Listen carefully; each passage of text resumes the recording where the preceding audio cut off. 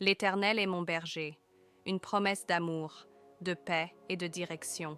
L'Éternel est mon berger, je ne manquerai de rien.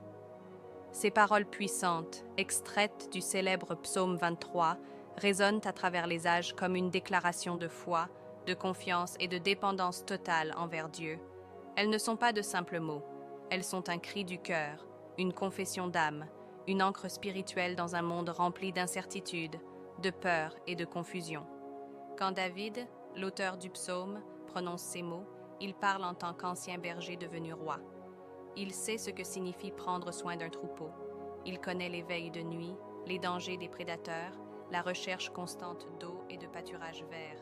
Et c'est en comprenant tout cela qu'il appelle Dieu mon berger.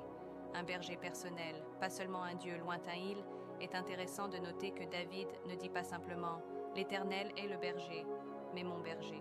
Il établit une relation personnelle, intime. Il ne parle pas d'un Dieu distant, froid ou inaccessible. Il parle d'un guide, d'un protecteur, d'un ami fidèle qui marche à ses côtés. Cela change tout. Lorsque nous déclarons que l'Éternel est notre berger, nous affirmons que nous ne sommes pas seuls. Dans les vallées sombres comme sur les sommets éclatants, nous avons un guide. Un berger connaît ses brebis, les appelle par leur nom, les soigne, les porte parfois sur ses épaules lorsqu'elles sont blessées. Et ce berger-là, c'est Dieu lui-même. Je ne manquerai de rien.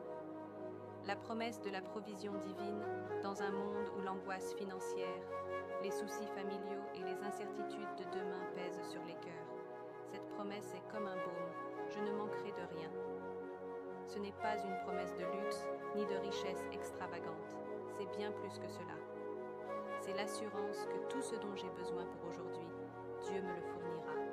Il pourvoit à ma paix, à ma joie, à ma force, à mes relations, à mes ressources. Parfois, cela se manifeste de façon visible.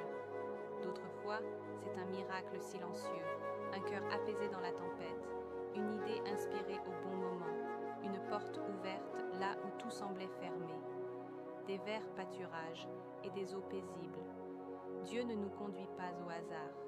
Il nous mène dans de verts pâturages, là où notre âme peut se reposer. Il nous fait reposer. Quel contraste avec le monde moderne, qui nous pousse toujours plus vite, plus haut, plus fort. Le bon berger nous appelle au repos, à la paix intérieure, au renouvellement de l'âme. Il nous restaure. Cela signifie qu'il guérit ce qui était brisé, qu'il répare les blessures profondes de l'âme. Là où le monde voit une brebis perdue ou cassée, lui voit une destinée à relever. La vallée de l'ombre de la mort. Même là, il est là l'une des plus belles images de ce psaume, se trouve dans cette déclaration. Quand je marche dans la vallée de l'ombre de la mort, je ne crains aucun mal, car tu es avec moi. Oui, la vie nous emmène parfois dans des vallées sombres, des périodes d'épreuve, de deuil, d'angoisse, de maladie ou de solitude. Mais le psaume ne dit pas que nous allons mourir dans cette vallée. Il dit que nous allons marcher à travers elle. Et surtout, nous ne sommes pas seuls. Le berger est là. Il ne nous abandonne pas. Il nous soutient. Il nous guide. Il nous protège avec son bâton et sa houlette. Deux instruments essentiels du berger. L'un pour protéger, l'autre pour diriger. Tu dresses une table en face de mes adversaires, même au milieu des combats. Dieu prépare une table. Cela signifie que même dans les saisons les plus difficiles, la provision et la faveur de Dieu ne s'arrêtent pas. Le monde peut être contre toi, mais si Dieu est pour toi, qui sera contre toi? Il oint notre tête d'huile, symbole de guérison, de consécration, de joie, et notre coupe déborde, non pas à moitié pleine, mais débordante.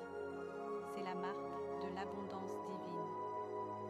La conclusion, une espérance éternelle. Le psaume se termine par cette déclaration pleine d'assurance. Oui, le bonheur et la grâce m'accompagneront tous les jours de ma vie et j'habiterai dans la maison de l'Éternel pour l'éternité. Le berger ne nous accompagne pas pour une saison seulement.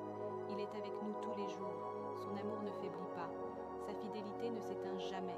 Et notre destinée finale, c'est sa maison, sa présence, pour l'éternité.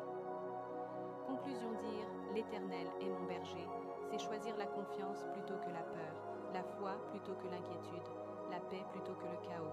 C'est vivre une vie guidée, protégée et nourrie par celui qui nous connaît mieux que quiconque. Que ce psaume ne soit pas qu'un verset récité, mais une réalité